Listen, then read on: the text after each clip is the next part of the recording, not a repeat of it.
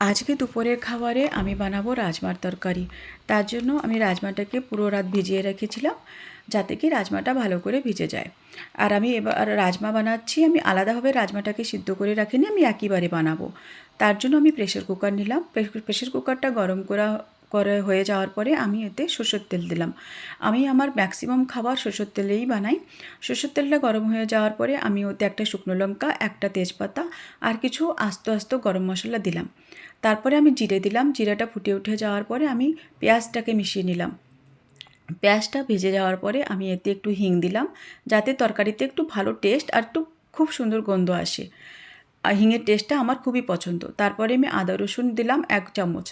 ওতে আদা রসুনটা ভেজে যাওয়ার পরে আমি এতে টমাটারের পেস্টটা মিশিয়ে আমি এতে নুন দিয়ে দিলাম। নুন আপনার স্বাদ অনুসারে মিশাবেন। নুনটা দেওয়ার পরে টমাটোটা খুব সুন্দরভাবে ভেজে নিলাম। তারপরে আমি এতে হলদি আর রাজমাটা মিশিয়ে নিলাম। রাজমা মিশিয়ে নেওয়ার পরে আমি এতে বাকি মশলা দিয়ে দিলাম, ধনের গুঁড়ো আর শুকনো লঙ্কা গুঁড়ো। এ দুটো মিশিয়ে পরে আমি এতে একটুখানি কসুরি মেথি ভালো করে একটু হাত দিয়ে ক্রাশ করে দিয়ে মিশিয়ে দিলাম। আর তারপরে 1 চামচ আমি গরম মশলা দিলাম। আর যেই বাটিতে করে আপনি রাজমা নিচ্ছেন ওর 1.5 বাটি আমি জল দিয়ে দিলাম। তো এইটুকু আমি অ্যাকচুয়ালি ভাত দিয়ে খাবো, তো একটুখানি পাতলা পাতলাই রাখবো। তো তারপরে আমি 4টা সিটি লাগালাম। এই আমার রাজমার তরকারি। কেমন লাগছে বলবেন। খেতে তো খুবই সুন্দর হয়েছে। আপনারা কি করে রাজমা বানান আমার সঙ্গে শেয়ার করবেন।